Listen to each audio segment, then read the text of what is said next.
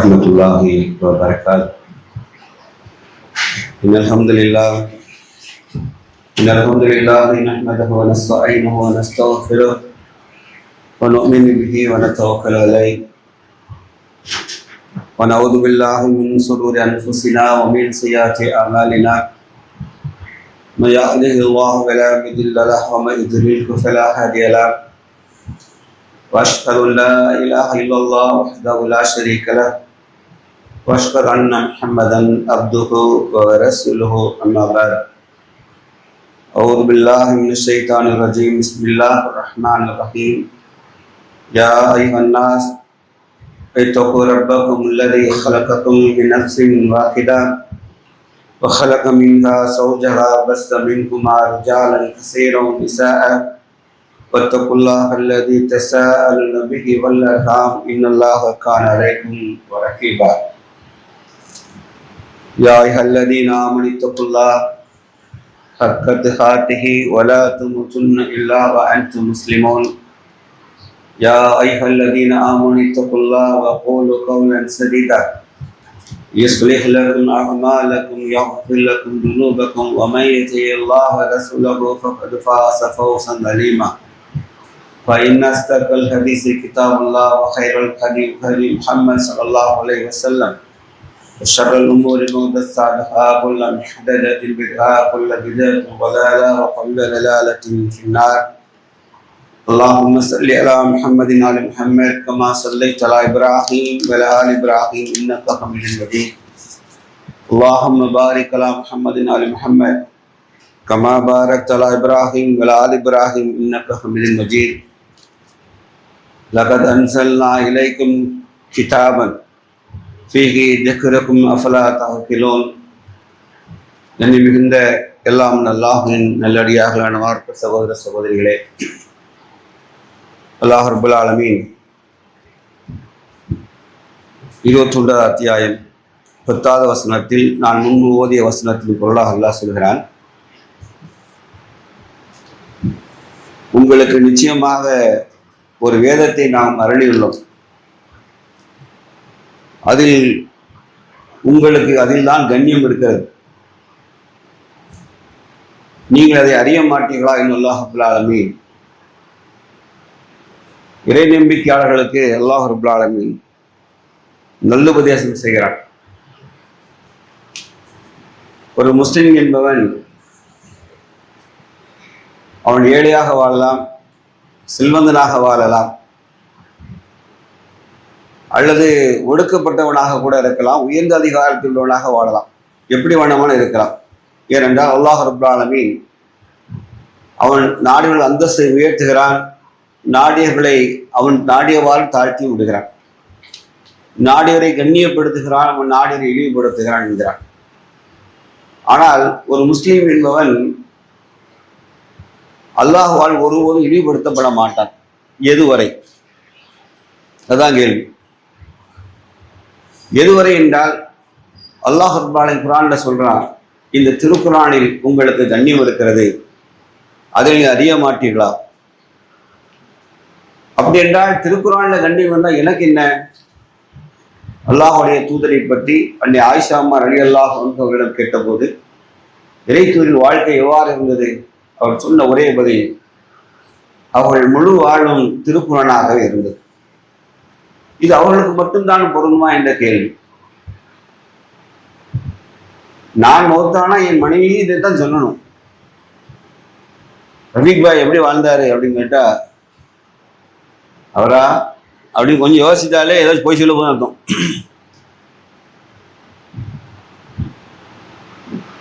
இந்த வார்த்தை ரசூல் ஸல்லல்லாஹு அலைஹி வஸல்லம் பொருந்தும்னா நமக்கு பொருந்தணுமா வேண்டாம் தான் கேள்வி. லகது கான லக்கும் ஃபீ ரசூலுல்லாஹி உஸ்வத்துன் ஹஸனா, அல்லாஹ்வின் தூதரிடத்தை அழகிய முன்மாதிரி இருக்கிறது. எதிலெல்லாம்? முழு வாழ்விலும் அழகிய முன்மாதிரி இருக்கிறது. ஆனால் நாம எப்படி வாழ்கிறோம் என்றால், மார்க்கத்தில் சில காரியங்களை நமக்கு சாதகமாக இருந்தால் எடுத்துக்கொள்கிறோம், சில காரியங்களை நாம் விட்டு விடுகிறோம். சில காரியங்களை நாம் மனோச்சையை கடவுளாக ஆக்கி கொள்கிறோம். அல்லாஹ் அப்படிதான் சொல்றான். அவர்கள் மனோச்சையை கடவுளாக ஆக்கி கொண்டார்கள். அல்லாஹும் அவனது கட்டளைகளும் புறம் தள்ளி வைத்து விட்டு சில நேரங்களில் நாம் முடிவெடுக்கிறோம். அது பெரும் இழிவை முஸ்லிம்களுக்கு தந்து விடுகிறது. பெரும் இழிவை. நம்ம சாதாரண காரியம் நினைப்போம். எப்படி வழுக்குப்பாறையில் கால் வைக்கும் போது லேசாதான வைக்கிறோம்னு நினைப்பான், சட்டுன்னு தூக்கிட்டு போயிடும். அப்படித்தான் ரப்புக்கு மாற்றமான காரியங்களை நான் ஈடுபட நம் மனோச்சையை தூண்டும் போது லேசாக தான் கால் வைப்போம். ஆனா அதை இழுத்து கொண்டு போய் சாத்திர இடம் இருக்குல்ல, மோசமா இருக்கும். அதனாலதான் நம்ம வாழ்க்கை முழுவதுமே திருக்குரானாக இருக்கணும். ஆனா முதல்ல ஓதிய வசனத்துல என்ன இருக்கு? அல்லாஹ் லகது காணலக்கு ஃபி ரசூலுல்லாஹி உஸ்வத்துன் ஹஸனா, அல்லாஹ்வின் தூதரிடத்தில் அழகிய முன்மாதிரி இருக்கிறது. யாருக்கு? அதான் கேள்வி. யாருக்கு? அடுத்த வரி யாரும் சொல்றதே கிடையாது. யாரும் அல்லாஹ்வின் மறுமை நாளை நம்பிக்கை கொள்கிறார்களோ அவர்களுக்கு தான். நீங்க காஃபிட்ட போய் இந்த வார்த்தை சொன்னா எடுக்க மாட்டான். இறை தூதரிடத்துல முன்மாதிரி இருக்குது, நீ வச்சுக்கம்மா, எங்களுக்கு தேவையில்லை. ஏன்னா கடவுளே இல்லைன்னு நான் ஒருத்தன் சொல்றேன். ஒருத்தர் 1000 30,000 கோடி இடத்துல கடவுள் இருக்குன்னு ஒரு சாரார் நம்புகிறார்கள். ஒருத்தருக்கு கடவுளுக்கு மகன் என்கிறார்கள், கடவுளே மனித அவதாரம் எடுத்து வந்ததாக சொல்கிறார்கள். என்றால் அல்லாஹ்வை மறுமை நாளை நம்பக்கூடியவர்களுக்கு அல்லாஹின் தூதரிடத்தில் அழகிய முன்மாதிரி இருக்கிறது. நாம் முஸ்லிம்கள் எப்படி வாழணும் என்பதற்கு திருக்குரானாக வாழ்ந்தால் எந்த இழிவும் நம்மை அடையாது. ஏன் அடையாது என்று கேட்டால் அல்லாஹ் அதை பொறுப்பேற்றிருக்கிறான். அதற்கு மூமின்களின் கண்ணியத்திற்கு அல்லாஹ் பொறுப்பேற்றுக் கொள்கிறான். அல்லாஹ் நல்லடியார்களே, முஸ்லீம் அல்ல, இஸ்லாம் அல்லாத எந்த ஒரு காரியத்தை கொண்டும் ஒரு முஸ்லீம் இந்த உலகில் கண்ணியத்தை தேடினார் அவன் இழிவை தவிர யாதொன்றையும் சந்திக்க மாட்டான் என்று உமர் இப்னு கத்தாப் ரலியல்லாஹு அன்ஹு அவர்கள் சொன்னார். யாருக்காகவும் வாழ்வதை விட்டுவிட்டு அல்லாஹ்வுக்காக வாழ்ந்த வாழ்க்கை வாழ்வர்களுக்கு எந்த இழிவும் தீண்டுவதில்லை. ரொம்ப முக்கியம் தான். நம் வாழ்க்கையை பிறருக்காக அவர் பார்ப்பார், இவர் பார்ப்பார், அவருக்காக இவருக்காக என்று செதுக்க ஆரம்பித்தால் நிச்சயமாக நம் தோல்வியில் சந்திப்போம்.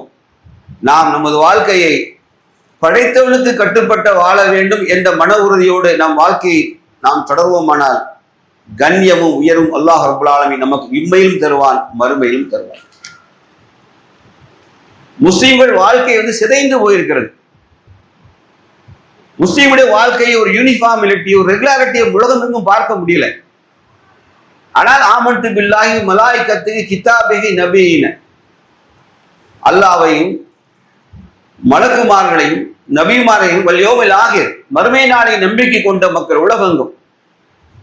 திருக்குரான் தான் எங்கள் இறுதி வேதம் என்று நம்பிய மக்கள், இதில் எங்களுக்கு முழு வழிகாட்டுதல் இருக்கிறது என்று நம்பக்கூடிய மக்களால் ஒரே சிலபஸ் உலகம் எங்கும். ஆனால் நம்மிடத்தில் எந்த யூனிஃபார்மிட்டியும் இல்லை.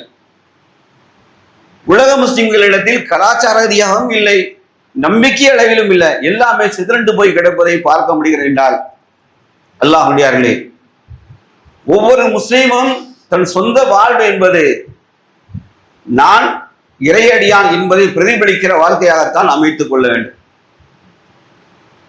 ஒருவரை பார்த்து ஒரு மனிதர் சொல்லணும், எப்படி சொல்லணும்னு கேட்டா, சலாம் சொல்லிவிட்டு அல்லாஹ்வுடைய தூதர் சொன்னார்கள், அவரை பார்த்தால் அல்லாஹ்வுடைய ஞாபகம் அவருக்கு வரணும். நாம் எப்படி வாழும் அடையாளம் தான். நல்லா தெரிஞ்சுக்கிடுங்க, பெருசாக நீங்க நினைக்க வேண்டாம். நம்மை பார்த்தால் அல்லாஹ்வை அவர் ஞாபகம் ஊட்டுவார், அவர் பேசுவார். அவரோடு நெருங்கி பழகினால் இறையச்சம் அதிகரிக்கும். நற்காரியங்களை, இறைவனுக்கு நெருக்கமான காரியங்கள் நம்மளை கொண்டு சேர்ப்பாரு. இத்தகைய பண்புள்ள ஒவ்வொரு மனிதனாக மாறும். யாரும் ஒருவருக்கு சொல்லப்பட்டதில்லை, பொதுவாக முஸ்லிம்களுக்கு சொல்லப்பட்ட வார்த்தை. இத்தகைய பண்புகள்லாம் நம்மள்கிட்ட இருக்கா? அவர்கிட்ட பேசினா கொஞ்சம் மார்க்க அறிவை பெற்றுக் கொள்ளலாம், நல்ல செய்திகளை அவர் சொல்லுவார் என்றெல்லாம் ஒவ்வொரு முஸ்லீமும் அறிஞனாக கண்ணியமிக்கவர்களாக. இதை ஆண்களுக்கும் பொருந்தும், பெண்களுக்கும் பொருந்தும். பெண்கள் ஆண் வீணுக்காக படைக்கப்பட்டவரல்ல. அல்லாஹ் ரப்புல் ஆலமீன் சொல்றான் பாருங்க, சூரா அல் அஹ்ஸாப் அல்லாஹ் என்ன சொல்றான்? யாருக்கு அல்லாஹ்விடம் மன்னிப்பும் நற்கூலியும் உண்டும் சொல்லும் போது பொதுவாக வசனங்கள் எல்லாம் ஆண்களை நோக்கி பேசுவதாக தோற்றமளித்தது திருக்குரான். சகாபி பெண்கள் கவலை அடைந்தார்கள். அல்லாஹ்வின் தூதரே, எல்லா திருக்குறளும் வசனமும் ஆண்களை நோக்கி பேசுவதே போன்றே இருக்கிறது, பெண்களுக்கு ஒன்றும் இல்லையா என்பதை போட்டு கேட்கப்பட்டவது. அல்லாஹ் ரப்பல் ஆலமீன் வசனம் இருக்கிறான், இன்னமல் முஸ்லிமீன வல் முஸ்லிமாத் வல் மூமினீன வல் மூமினாத் வல் கானிதீன வல் கானிதாத் வஸ்ஸாதிகீன வஸ்ஸாதிகாத் வஸ்ஸாபிரீன வஸ்ஸாபிராத் வஸ்ஸாயிமீன வஸ்ஸாயிமாத் வல் முத்தஸத்திகீன வல் முத்தஸத்திகாத் வல் ஹாஸீன வல் ஹாஸியாத் வல் முத்தஸத்திகீன வல் முத்தஸத்திகாத் வஸ்ஸாயிமீன ஸாயிமாத் வல் ஹாஃபினீன லில் ஃபுரூஜிஹிம் வல் ஹாஃபிலாத் வதாக்கிரன் அல்லாஹ கஸீரன் வதாக்கிராத் வதல்லாஹு லஹும் மஃஃபிரத் அஜ்ரன் அலீமா.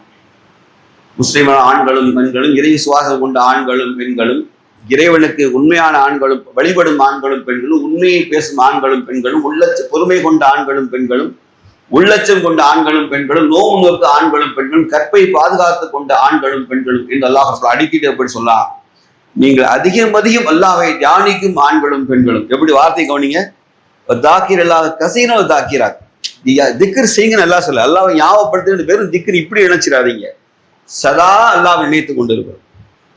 சகல காரியங்களிலும், தொழில், வியாபாரம், குடும்பம், நம்முடைய வாழ்க்கையில சகல அம்சங்களிலும் அல்லாஹ்வை அதிகம் அதிகமாக ஞாபகப்படுத்துகிற ஆண்களும் பெண்களும் அல்லாஹ் சொல்றா, வத்தல்லாஹு லஹும் மஃபிரத் அஜ்ரன் அலீமா, அவர்களுக்குத்தான் அல்லாஹ்விடத்தில் மகத்தான மன்னிப்பும் மகத்தான நற்கூலியும் அவர்களுக்கு நிச்சயமாக காத்திருக்கிறேன். அல்லாஹ் ஆண்களையும் பெண்களையும் ஒரு முஸ்லிம் சமுதாயம் முழுமையாக வடிவமைக்கப்பட வேண்டும் என்றால் ஆணாதிக்கம் மிக்க சமுதாயத்தை பூண்டு ஆக்கிவிடாமல் ஆண்களும் பெண்களும் இரட்டை மாட்டு வண்டிகளை போல என்ன செய்யணும், தீனுல் இஸ்லாத்தை ஒளி நிறைந்த நேர்வழியில பயணித்தால் மட்டும்தான் முழு உலகத்திலும் இஸ்லாம் பிரதிபலிக்கும்.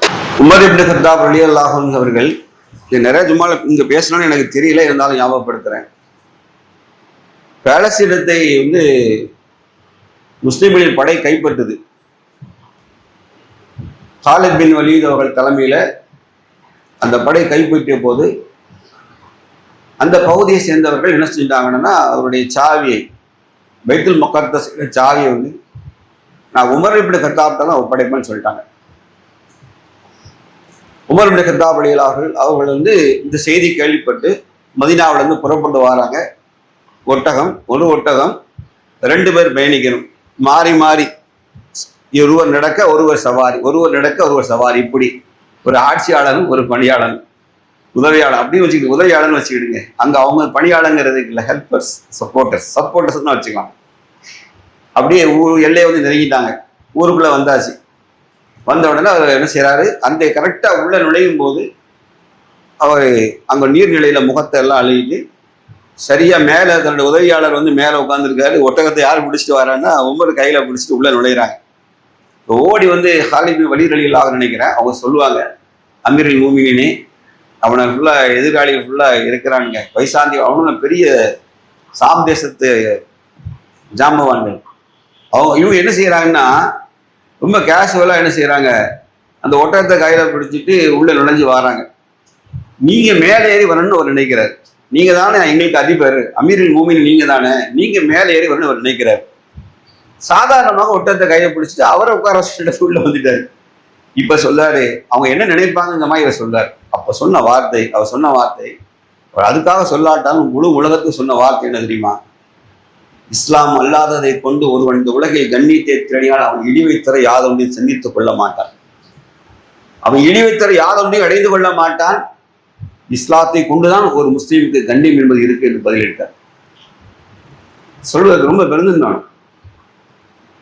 இப்போ நம்மளா என்ன செய்வோம், சட்டை கொஞ்சம் இருப்போம், கார்குள்ள நிறுத்தி சட்டை கடையில் ட்ரெஸ் பண்ணி நடிப்பு, உண்மையை பேசணும். நம்ம உமர் கிடையாது இல்லை, எங்கன்னு எடுக்கும். நம்மள என்ன செய்வோம், நீ தலைவர் என்ன எப்படி வரீங்க, கொஞ்சம் ஸ்டைலாக வாங்க, கொஞ்சம் வெயிட், அப்படி கதவெல்லாம் அடைச்சிட்டு ஏசியெல்லாம் போட்டு தூக்கி விட்டு தலையெல்லாம் சீவிட்டு அப்படிதானே உண்மையை சொல்லணும். அப்படிதானே வருவோம். ஃப்ளைட்ல கூடயே ஒருத்தர் டோப்பாக்கிறது கூட்டு போறான் பாரு, இப்படிலாம் இருக்குல்ல. எப்படி இருக்கு தலைவர்கள், எப்படி இருக்காங்க, எப்படி சொன்னாங்க. அப்போ முஸ்லிம்கள் வாழ்வில கண்ணியத்தை எதை கொண்டு நாம் தேடுகிறோம் இந்த உலகத்துல? உண்மையை பேசுங்க. என்னுடைய இஸ்லாம் இருப்பதால் கண்ணியம் இருக்குன்னு நினைக்கிறேன்னா, எனக்கு நல்ல ஸ்டேட்டஸ் இருக்கணும், நிறைய சம்பாதிக்கணும், நான் சமூகத்துல பெரிய ஆளா இருந்தா எனக்கு கண்ணியம் கிடைக்கும் நினைக்கிறேன். உண்மையை பேசுங்க. என்னிடத்தில் பெரும் பொருளாதாரம் அல்லது நான் பெரிய அந்தஸ்து, பெரிய பதவி, நான் பெரிய குடும்பத்துக்காரன் என்பத காரணத்தினால், பெரிய தொழிலதிபர் என்கிற காரணத்தினால் எனக்கு கண்ணியம் இருக்கு என்று நான் நினைக்கிறேன். நான் முஸ்லீம் நினைக்கிறார்களா? இல்ல, அல்லாஹ் தந்த செல்வம் எனக்கு சிறிதோ பெரிதோ போதுமானது. ஆனால் எனக்கு இஸ்லாம் என் வாழ்க்கையில உயிர் மூச்சாக இருக்கணும். என் வாழ்வில் சகல காரியங்களிலும் இரத்த நாளங்கள் இஸ்லாம் ஊடுருவி இருக்கணும். அதன் மூலமாகத்தான் எனக்கு கண்ணியம் இருக்கிறது என்று நம்புகிறோமா? சொல்லுங்க. முஸ்லீம் வாழ்க்கை அப்படி இருக்கிறதா? இருக்கா? சொல்லுங்க. இல்ல. லா யகுர்ன்னக தஹல்லுபில்லதீன கஃபரு பில் பிலாத். அல்லாஹ் சொன்னான், நகரங்களில் காஃபிர்கள் உல்லாசமாக சுற்றி திரிவது நபியை உங்களை மயக்கி விட வேண்டாம். யாருக்கு? நபி ஸல்லல்லாஹு அலைஹி வஸல்லம் சொல்வதை போன்று அல்லாஹ் ரப்பல் ஆலமீன் இந்த உம்மத்துக்கு சொன்னா, காஃபிர்கள் ஸ்டைலை பின்பற்றாதீங்க, காஃபிர்களுடைய நடைமுறைகளை நீங்கள் பின்பற்றிடாதீங்க, ரொம்ப ஆபத்துல முடிஞ்சிருவீங்க, ரொம்ப பேராபத்துல முடியும். கொஞ்ச நஞ்சம் இல்ல, எந்த இடத்திலும் காம்ப்ரமைஸ் இஸ்லாம் அனுமதிக்காது. உங்களை இரவிலும் பகலை போன்று வெளிச்சமான மார்க்கத்திலே விட்டு செல்கிறேன். வெளிச்சமான மார்க்கம்னா என்ன? மார்க்கம் என்றால் வழிகாட்டுதல், வழி. எதற்கான வழி? வாழ்ந்து மரணித்து மறுமையில் வெற்றியடைவதற்கான வழி. இந்த வழியை நான் இரவிலும் பகலே போன்று பிரகாசமா இருக்கு. நல்லா நினைச்சு பாருங்க. ஃபுல் பிராக்டிஸான சமுதாயம். அல்லாஹுடைய தூதர் ஏகத்துவத்தை, அல்லாஹ் ரப்பல் அவர்களுக்கு நபித்துவத்தை கிடைத்த பிறகு மதீனா லைஃப் தான் பெரிய டிரான்ஸ்ஃபார்மேஷன். மதீனால தான் என்ன செய்யுது? சட்டங்கள் எல்லாம் இறங்க ஆரம்பிக்கு. முழு சமூகத்தை புரட்டி போடுகிற சட்டங்கள். உலகில் பாவங்களில் எல்லாத்துக்கும் தலைமை பீடமாக இருப்பதை போன்று மக்கள் ஜாகியாக இருந்த காரணத்தினால், மடமையில் இருந்த காரணம், எந்த ஒன்றையும் ஒரு தப்பாக வழங்கிக் கொள்ளல. அவங்க அவ்வளவு பாவங்கள் மிகைத்திருந்த ஒரு பகுதியில முழு மாற்றத்தை கொண்டு வராங்க. அல்லாஹ் கொஞ்சம் கொஞ்சமா வசனங்களை இறக்கி அடிச்சு கொஞ்சமா நகர்த்தி தீமைகளை விரட்டி விட்டு நன்மையின் வெளிச்சத்தை நோக்கி கொண்டு போறான். இறைத்தூருடைய மரண தருவாய் நெருங்கிட்டு இறுதி ஹஜ் பேருரை சப்மிஷன் நடக்குது. Total submission. இந்த முழு 23 ஆண்டுகள் நபித்துவ வாழ்க்கை, 23 நபித்துவ வாழ்க்கைக்கு முழு சப்மிஷன் கொடுக்கும். அல்லாஹ்ட்ட வந்து சமர்ப்பிக்கிற ஹஜ் தான் அது.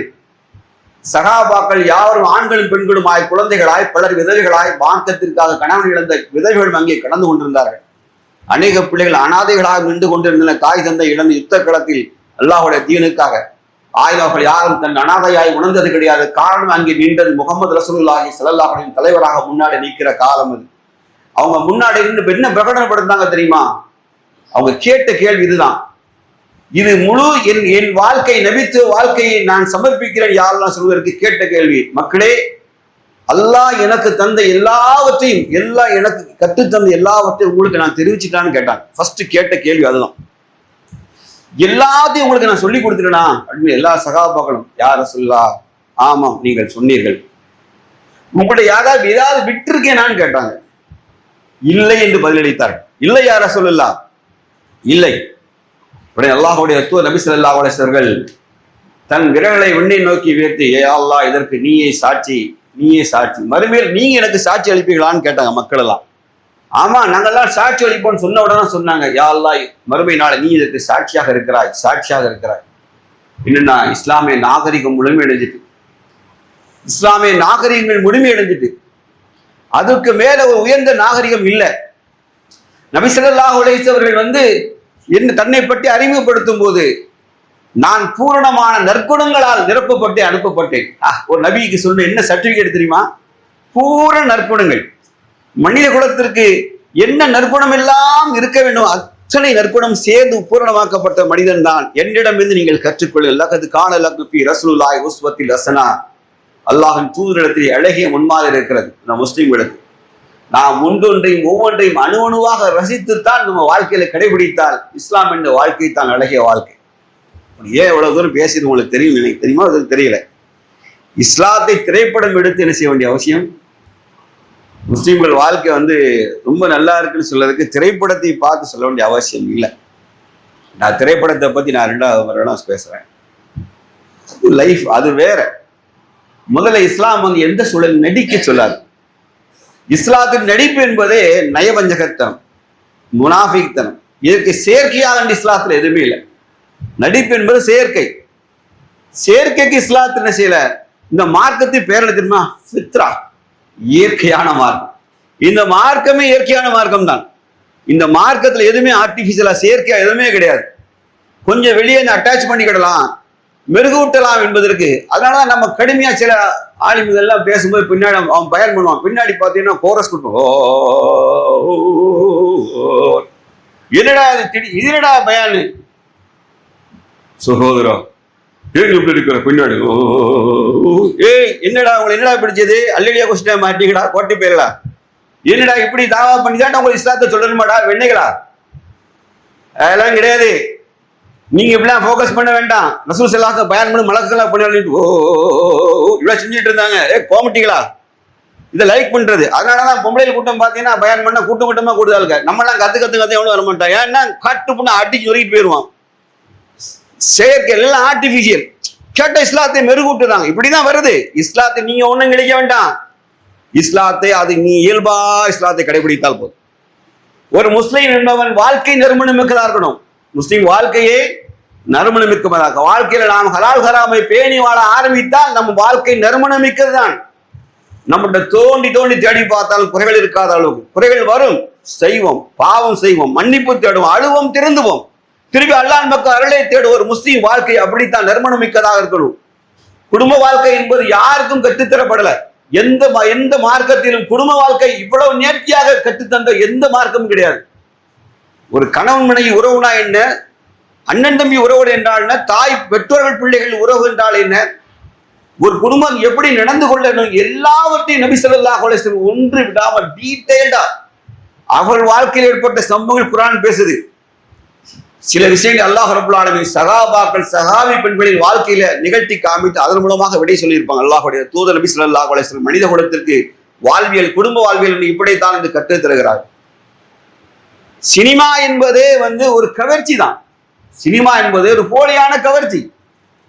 கவர்ச்சி மூலமா அவள் நோக்கம் இஸ்லாத்தை சொல்லுவதில்லை. எல்லாரும் எடுக்காத ஒரு கோணத்தில் படத்தை எடுத்தால் கொஞ்ச நாள் ஓடுது, ஒரு வசூல் வேட்டை. முஸ்லீம்களை சினிமாவின் பக்கம் இழுக்க வேண்டும் என்றால் நம்ம என்ன செய்வோம்?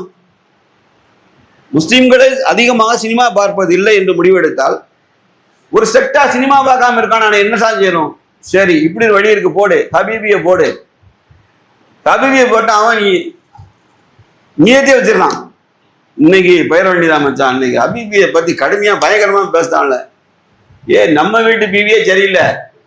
இப்ப ஹபீபியை போய் பார்த்து என்ன கிளிக்க, நம்ம வீட்டு பீவியை குப்பரடி தூங்கிட்டு கிடக்கு. இஸ்லாத்தை எப்படி செய்யணும்? அதுல வேற என்ன செய்யறான்? கடைசியா ஒரு மெல்லிய காதல். எப்படி காதல்? எப்படி மெல்லிய காதல் இளையோடுறான். அதுக்குள்ள ஒரு முஸ்லீம் லவ் எப்படி இருக்கும்? ஏற்கனவே முஸ்லீம் எப்படி ஆயிட்டான்? திமுக முஸ்லீம், அண்ணா திமுக முஸ்லீம், பாமக முஸ்லீம், தமாக முஸ்லீம், தாவக முஸ்லீம், டபக்குன்னு முஸ்லீம் பிஞ்சு கிடக்கான். இவன் காதல் எப்படின்னா கிறிஸ்டின் காதல், இந்து காதல், பௌத்த காதல், முஸ்லீம் ஃபேமிலி காதல் எப்படிப்பா இருக்கும்? ஓண்ட எவனா கேட்டானா? முஸ்லீம் காதல் எப்படிப்பா இருக்கும்? புரியுதா அவனுக்கு? என்ன சொல்ல வரான்னு தெரியுதா? நீ அவன் இன்டெரக்டா சொல்றான்னா உன் மார்க்கத்துல இது இருக்குன்னு சொல்லுவான். சூரத்து நூர் என்ன சொல்லுது? எப்பா இதுல லவ்ல அஃபெக்ட் ஆகாதான் அவன் இருக்க மாட்டான். நான் உடச்சு நான் பேசுறேன். ஏதோ மனசுல வயப்படும். ஆண் பெண் ஈர்ப்புக்கு வயப்படதான் செய்யும். இஸ்லாம் இதை நேச்சுரலா எடுக்குமே ஒழிய நீங்க ஃப்ரீ மூவிங்ல அனுமதி கொடுக்க. அதனால இதுக்கு ரெஸ்ட்ரிக்ட் என்ன பண்ணுச்சு? சூரத்து நூறு அல்லாஹ் எதுக்கு இறக்குனா? முதல்ல அல்லாஹ் யாருக்கு கண்டிஷன் போட்டான் சொல்லுங்க? கண்டிஷன் யாருக்கு போட்டான்? ஆணுக்கு தான் போட்டான். மூமினான ஆண்கள் தங்கள் பார்வைகளை தாழ்த்திக் கொள். முதல்ல பெண்ணுக்கு சொல்லல. முதல்ல இவன் தான் லுக் விடுவான். இவன் என்ன ஹதீஸ் வச்சிருக்கான்னா முதல் பார்வை ஆகுமானது.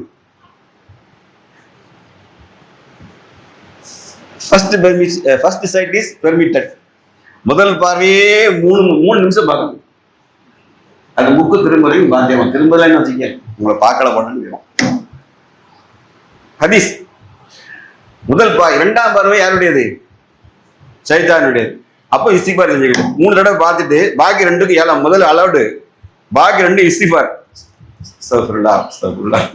ஆனா மனசுல இந்த உள்ள பார்க்காம போயிட்டேன். என்ன இது எல்லாத்தையும் இருக்கும். இஸ்லாம் அதான் என்ன சொல்லிச்சு? நான் முதல்ல ஆண் தான் சேட்டை பண்ணுவான். இந்த சமூகம் யாரை குறை சொல்லுதானா? ஒரு தப்பு நடந்தா பெண்களை குற்றம் சொல்லுகிற சமூகத்தை இஸ்லாம் தான் என்ன சொல்லுச்சு?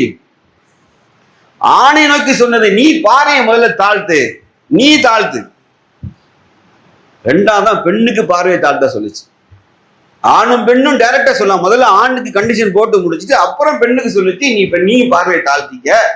உன் மார்புகளை முந்தானைகளால் மறை, எங்கெல்லாம் உன்னை நோக்கி ஆண் விரக்தி முறைச்சி பார்ப்பானோ, சரி வெறி பிடிச்சி பார்ப்பானோ அதுக்கெல்லாம் ரெஸ்ட்ரிக்ஷன் போடுது.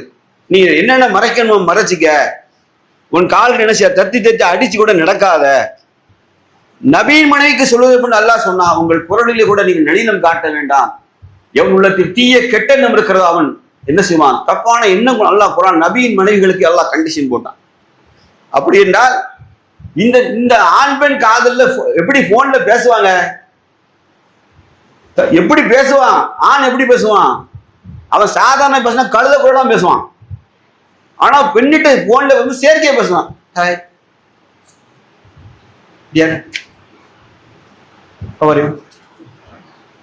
தான் தெரியும், முதலில் அதுக்கு இங்கிலீஷ் தெரியாது. ஆனா அதை வச்சு முடிச்சிருவான்.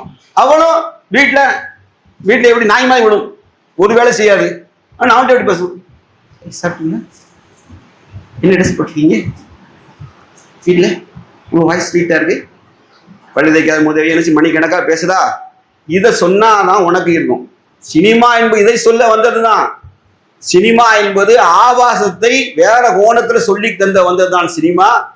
இதை வந்து நம்மலாம் ஒரு வயசு எல்லாரும் சினிமா என்ஜாய் பண்ணிருப்போம். ஆனால் அது ஹராம் என்று என்னைக்கு புரிஞ்சதோ அதை உடைக்கிற வேலையை நம்ம செய்ய ஆரம்பிச்சோம்.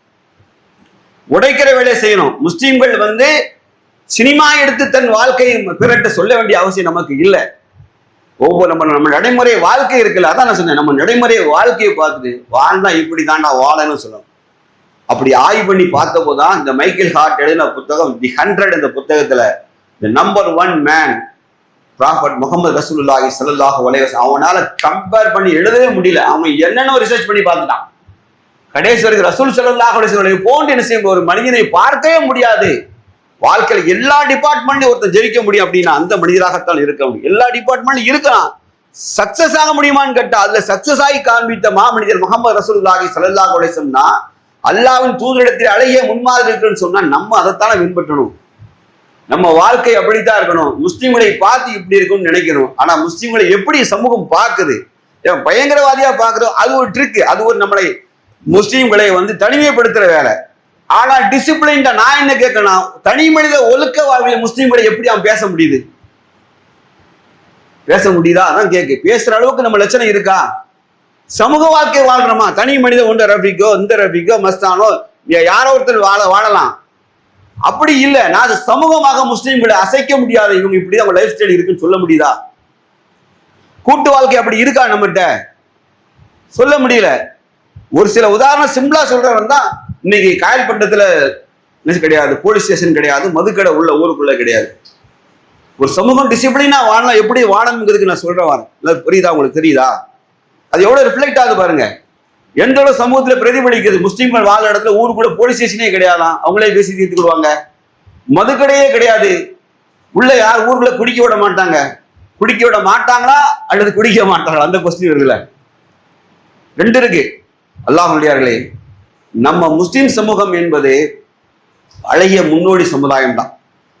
நல்ல அல்லாஹ் சொல்லலாம், உம்மத்தின் வசத்தா, நீங்கள் தான் நடுநிலை சமுதாயம். உங்களை பார்த்து தான் பிற சமுதாயம் என்ன செய்யணும், கற்றுக்கொள்ளணும். நம்மை பார்த்து கற்றுக்கொள்ளணும். நம்ம வாழ்க்கை ரொம்ப டிசிப்ளின்டா இருக்கும். ரெண்டாவது, ரொம்ப ரிஃப்ளெக்டிங் லைஃப். நம்ம வாழ்க்கை வந்து பிறருக்கு பிரதிபலிக்கக்கூடிய வாழ்க்கையாக மாறும். Very simple. நம்மை பார்த்து நம்ம பிள்ளைகளை பின்பற்றுறதில்லை. ஏன்னா நம்மளோட கரெக்டா இல்லை. மறுக்க முடியுமா உங்களால? நீங்க உண்மையை பேச முடியுமா? என் தந்தை இப்படித்தான் இருப்பாரு, அவர் அல்லாஹ் சொன்னதான் ரசூலுல்லாஹ் சொன்னாதான் பின்பற்றுவாரு, அப்படித்தான் நான் இருக்க முடியல, எங்க வீட்டுல இருக்க முடியாது, என் தகவனை என்ன துரத்திடுவாரு சொல்லக்கூடிய நிலை வீட்டுல இருக்கா? வீட்டுல இருக்கா? பிள்ளைகளுக்கு எதை கத்துக் கொடுக்குறோம்? நம்ம என்ன ஸ்டைல பிள்ளைகளுக்கு கத்துக் கொடுக்குறோம்? நம்முடைய ஸ்டைல்ல இஸ்லாமிய நாகரிகங்கள் குறைந்து போய் வேலை நாட்டு நாகரிகங்கள் கொஞ்சம் கொஞ்சமா உள்ள புகுந்துட்டு வேலை நாட்டு நாகரிகத்தின் வாசனையை பிள்ளைங்க நம்மளே திணிக்கிறோம். நான் வேணா இப்படி இருந்துக்கிறேன், நான் இப்படி இருந்துக்கிறேன், நீ கொஞ்சம் இப்படி இருந்துக்கோ. பிள்ளைகளை மாடர்னா வளர்க்குறோங்கிற பேர்ல எவ்வளவு மாடர்னா வளர்க்குறோம். மாடர்னா என்ன? இஸ்லாம் சொன்னதை விட ஒரு மாடர்ன் லைஃப் இருக்கா என்னுடைய? அதான் கேள்வி. நல்லா வெரி சிம்பிளுக்கு பாருங்க. ட்ரெஸ்ஸிங் பண்றல இஸ்லாம் ஏதாவது குறை வச்சிருக்கா? பிற சமுதாயம் ட்ரெஸ்ஸை பத்தி என்ன டீட்டெயிலா பேசுற இஸ்லாம் தான் சொல்லுச்சு. அல்லாஹ் அழகானவன், அழகானவற்றை நேசிக்கிறான். ஒரு முஸ்லிம் சுப்பியர் ஸ்டைல் பர்சன். ஒரு முஸ்லிம் எப்படின்னா அழகா இருக்கணும். ஒருத்தர் அல்லாஹுடைய தூதர், அல்லாஹ் தூதரே, நான் நல்ல விலையுண்ட காலணிகளை அணிகிறேன், விலையுண்ட ஆடைகளை அணிகிறேன், அது கர்வமாகுமா? இல்லை என்றார். அது கர்வமாகாது. அல்லாஹ் தந்த அருட்களை வெளிப்படுத்தினாங்க. பிறரை விட நான் சிறந்த ஆடை அணிந்திருக்கேன்னு நினைக்கதான் கூடாது. அல்லாஹ் தந்த ரஹ்மத்தை வெளிப்படுத்து, ஸ்டைலாரு. இஸ்லாம் எப்படி முஸ்லீமை பார்த்து நல்ல ஸ்டைலாருன்னு சொல்லிச்சு. பக்ரி மாதிரி அலையாத. நம்மளுக்கு அப்படி வேஷம் போட்டுட்டு அலையினான். நம்மளுக்கு என்ன செய்யறான்னா, முஸ்லீம்னா அதுக்கு ஒரு ட்ரெஸ் வச்சிருக்கான். இது சுண்ணத்தான கோலம் அவனே சொல்லிக்கிட்டான். அது என்னப்பா சுண்ணத்தான கோலம் அப்படின்னு கோலம்? ஒரு பையன் engineering college lecturer, second round படிக்கணும், இன்ஜினியரிங் காலேஜ் லெக்சரர். அவன்கிட்ட ஒரு பையன், நான் முஸ்லீம் பையன் வந்து, லெக்சரர் வந்து முஸ்லீம் பையன். அவர் தம்பி பேர் சாகுல் ஹமீத். நல்ல மார்க்கப்பட்டுள்ள பையன், பேணுதலான பையன், நல்ல 5 வக்து கரெக்டாக தொழுவான், நோன்பு வைப்பான், நல்ல சிந்தித்து செயல்படக்கூடிய பையன். அவன்கிட்ட வந்து ஒரு பையன் வந்து இஸ்லாத்தை பற்றி தெரிஞ்சுக்கிறான். அவன் சொல்றான், I most interest to embrace Islam. ரொம்ப ஆசையா இருக்கு எனக்கு இஸ்லாத்தை ஏற்றுக்கிறதுக்கு. ஆல்மோஸ்ட் இஸ்லாத்தை ஏற்கனவே மனக்கணிக்கு போறான், ஊருக்கு போறான். அவன் லீவ்ல போன போய் அங்க பார்க்க ஒரு ஜிப்பா கோட்டத்தை பார்த்துட்டான். அவங்கள்ட்ட போய் கேட்டிருக்கான், நீ என்ன மேன் இந்த ட்ரெஸ் போட்டிருக்க, பேண்ட் ஷர்ட் போட்டிருக்க? அது நோ இஸ்லாத்துலாம் கிடையாது, எங்க நபின்னு சொன்னா இப்படிதான் ட்ரெஸ் போடணும் அப்படின்னு சொல்லிட்டான். அவன் லீவ் பண்ணி நேரம் வந்தான், நான் இஸ்லாத்துக்கு வரலன்ட்டான். என்னப்பான்னு கேட்டேன், ஏப்பா இது என்னப்பா ட்ரெஸ் இப்படிதான் போடணுங்க, இதுக்கு இஸ்லாத்து என்னப்பா சம்பந்தம்? நான் பேண்ட் ஷர்ட் போடக்கூடாதுங்க, இப்போ தோப்பரா ஜிப்பா தான் போட்டுட்டு அலையணும் அப்படிங்க. இஸ்லாம் அப்படி சொல்லியிருக்கா? நான் சொல்ல புரியலையா உங்களுக்கு? நாகரிகம் மாடர்ன் லைஃப்னு சொல்றீங்களா? இஸ்லாம் விட என்ன மாடர்ன், நல்ல ஸ்டைலா இருக்கு இஸ்லாம் சொல்லுத. ஆனா ஆண் ஆணாயிரு, பெண் பெண்ணாருன்னு சொல்லுது. ஆண்னு நீ தாடி வச்சுக்க, மீசி அழகா ஸ்டைலா ட்ரிம் பண்ணிக்க, இதுக்கு கீழே கொண்டு வந்து வாய்க்கு டோர் போட்டாது, மீசியால டோர் போட்டுறாத, ஸ்டைலா இரு.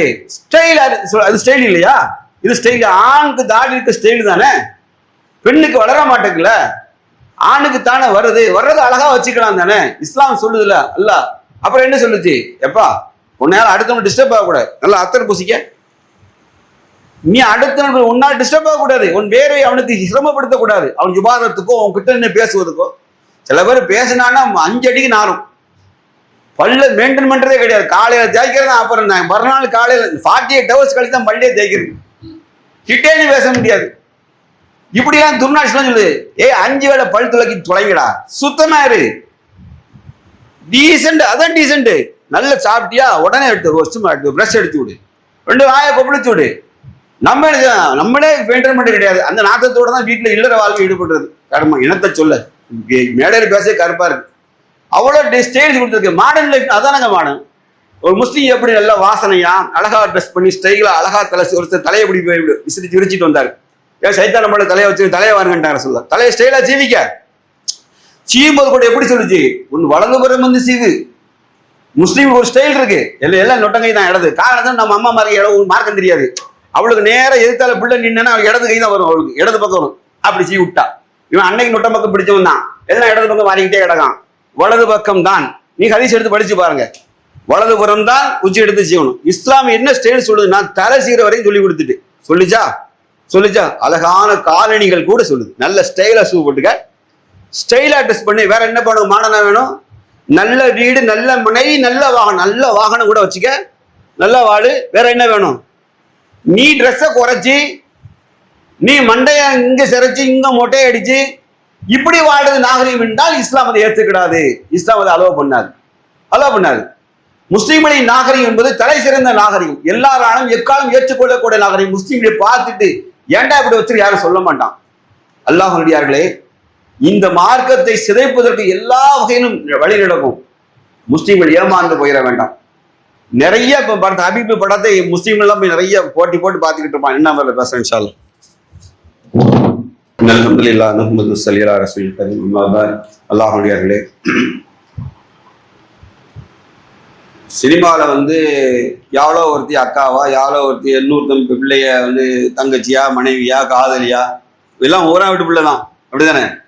எல்லாம் கூலிக்கு மாற அடிக்கிறது. அது வந்து அருவருப்பான செயல். விஷயம் தெரியுமா? ஒரு தாய் தந்தைக்கு குழந்தை இல்லை, பெற்றோர்களுக்கு குழந்தை இல்லை. ஒரு பிள்ளையை எடுத்து வளர்த்தா கடைசி வரைக்கும் இவர்கள் தாய் தந்தை ஆக மாட்டார்கள். இஸ்லாம் மட்டும்தான் அடைக்கும்.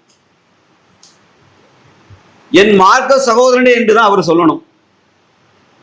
இன்னாரின் மகன் இன்னாரை என்றுதான் அழைக்க வேண்டும். இந்த பெண்ணுடைய மார்க்க சகோதரன் தான் அழைக்கணும். மார்க்க சட்டம் தான். ஒரு காலம் வளர்ப்பு பிள்ளை தத்து பிள்ளை என்பது இஸ்லாத்தில் கிடையாது. இங்க எப்படி இருக்கு? எவ்வளவு பொண்டாட்டியா நடிப்பா, எவ்வளவு தங்கச்சியா நடிப்பா, எவ்வளவு அக்காவை நடிப்பா, காதலியா நடிக்கா. இந்த கர்மம்னா இருக்கும். அது மாதிரி ஒழு செஞ்சா கூட 3 தடவைக்கு மேல இல்லை, 3 டைம்ஸ் தான். ஒழு செய்யும் போது காய் 3 தடவை, என்ன வாய் நாசி ஒரே டைம் தான். அதான் தெரியுமா தெரியாதா? நீங்க வாய்க்கு ஒரு தடவை நாசி ஒரு தனித்தனியா பண்றீங்களா? அது கிடையாது. இப்படிதான் 3 டைம்ஸ். எல்லாம் தெரிஞ்சுக்கிடுங்க. நம்ம செய்யறது கிடையாது. அப்புறம் நம்ம காலுக்கு நம்மளால ஒழு செஞ்சா காலுக்கு மட்டுமே அப்படியே தாமரையும் ஆத்த பைப்ல கனெக்ஷன் கொடுக்கணும். கால் அப்படியே மெஸ்ஸி ஃபுட்பால் பேருமா இப்படி திரும்ப அப்படியுமா இப்படியுமா அது போக 4.25 லிட்டர் ஒரு காலுக்கு மட்டும். அதை பத்தி கவலையே பட மாட்டான், குனிஞ்சிட மாட்டான். குனிஞ்சு தண்ணி எடுத்து இப்படி காலில் தேய்ச்சிட்டா 3 டைம் தான். இது எதுக்கு சொல்ல வந்து தெரியுதா? ஒழு என்பது 3 டைம்ஸ். அதுக்கு மேல ஒழு இஸ்ராஃப். ஆற்றில் தண்ணீர் போனாலும் ஒழு என்பது 3 முறை தான். நபி ஸல்லல்லாஹு அலைஹி வஸல்லம். இது ஏன் சொல்ல தெரியுமா? இதுக்கு கூட இஸ்லாம் இல்லை. ஆற்றில் தண்ணி போனாலும் ஒழு என்பது சொட்டு தான் தடைக்கணும் 3 தடவை. ஆனா என்ன செய்வாங்க தெரியுமா? சினிமால ஒரு ஷூட்டிங் ஒரு டேக்ல முடியாது. ஒரு ஸ்டண்ட் காட்சி அமைக்கணும்னா ஒரு 50 சேரை உடைப்பான், 50 கண்ணாடியை உடைப்பான், இருக்கிற காய்கறியெல்லாம் வாங்கி போட்டு ஓட்டுக்குள்ள கொட்டி மீச்சு நாசம் பண்ணி என்ன ஆக மாட்டான். 10 பழைய வண்டியை போட்டு உடன்னு உடைப்பான், தூக்கி போட்டு மிதிப்பான். என்ன அப்போதான் ரியலா இருக்கும்மா. டூப்ளிகேட் எடுக்க ரியலா இருக்குன்னு நம்மளை நம்ப வைக்கிறதுக்காண்டி செய்வான். செய்யறானா? இஸ்லாத்துக்கு அனுமதி இருக்கா? இஸ்ராஃபுக்கு அனுமதி இருக்கா? சரி, வீண்வரையும் செய்வர்களை பதில் சொல்லுங்க. அல்லாஹ். அப்புறம் நீங்க என்னத்தை கழிக்க போறீங்க? என்ன கழிக்க போறீங்க? இஸ்ராஃப்ல அடிபட்டுரும். அந்நிய பெண் உறவு, அந்த தாய் தந்தை அக்கா என்ன உறவுனா நீ வச்சுக்க, என்ன உறவுனா வச்சுக்க. அம்மா அப்படி ஓடி போய் எவ்வளவு பொம்பளை மடியில படுத்துக்கிட்டா கரெக்டாடா? ஏய் என்னடா உங்க அம்மா விடாது, அம்மா காட்சி தான்டா. மகள் எவ்வளோ ஒரு பொம்பளை மடியில போய் அம்மா அப்படின்னு படுத்துக்கிட்டா நீ அம்மாளா? உனக்கு நீ அவனுக்கு மகனா? இல்ல இல்ல இல்ல இல்ல. அப்ப எங்க இஸ்லாமிய வாழ்க்கையை ஹபீபில காட்ட போறீங்க? நீங்க இஸ்லாமிய வாழ்க்கைய காட்ட போறீங்க? இஸ்லாமிய காதல சொல்றதுக்கு உனக்கு இதான் வேலை. அவன் அத்தாமா பாத்துக்கணுவான். அது நடந்துகிட்டு தான் இருக்கும். ஆனா எவன் என்ன சொல்ற? எந்த தாயும் ஆதரிக்கிறது இல்ல. இந்த சமூகத்தை நேரடியாக ஆதரிக்கிறா இல்ல. ஒருவேளை ஆணும் பெண்ணும் பார்த்துட்டாங்கன்னா கல்யாணம் பண்ணிக்க ஆசைப்பட்ட பெற்றோர்கள் பேசிட்டு போறாங்க. இது பெருசா காட்ட வேண்டிய என்ன இருக்கு? இளைமறை காயாகத்தான் எல்லாமே இருக்கும். அந்தந்த பருவ வயது வந்தால் எல்லா உணர்வுகள் வரும். எனக்கு அந்த பெண்ணை பிடிக்கணும், நேராகவே தாப்பும் போய் பேச போறான். இல்லாட்டா வாரில் கொண்டு அடிச்சு விரட்டிடுவான். பிள்ளை வேலை வெட்டிலையும் வாங்க கட்டி ஓடி விரட்டி விட்டுருவான். 2 ஒன்று நடக்கும். தான் நடக்கும். இதை பெருசா பேச வேண்டிய என்ன இருக்கு? அதை ஒரு காட்சி. அப்போ கூட முஸ்லீம்கள் பாரு அவன் என்ன சொல்ல வரான்னு தெரியுதா? இஸ்லாமிய சமூகத்தில் இதெல்லாம் இருக்குது. இஸ்லாமிய சமூகத்தில் இருக்கலாம், இஸ்லாத்துல இருக்கான்னு தான் கேள்வி. அதான் சொல்றேன், நான் எல்லா பக்கமும். அவர் சொல்ல என்ன சொல்லுவான்னா, இந்த இஸ்லாம் இஸ் பியூர். இஸ்லாம் தூய்மையானதான். Muslims are not pure. முஸ்லீம்கள் தான் தூய்மையா இல்ல, இஸ்லாம் தூய்மையா இருக்கு. நீ ஏன்ட்டு நேரடியா முன்மாதிரி எதிர்பார்க்க கூடாது.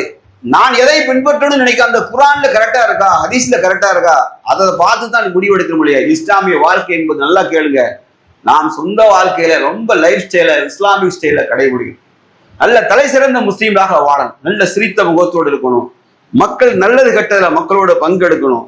சமூக தீமைகளை கண்டா ஒரு முஸ்லீம் அடங்க மாட்டான் அப்படின்னு. நீங்க அந்த அளவுக்கு முஸ்லீம்களை பார்த்து யார் விலை பேசக்கூடாது. ஆனா இன்னைக்கு முஸ்லீம் சமூகம் வந்து ரொம்ப மோசமான நிலையில பின்தங்கி கிடக்குது.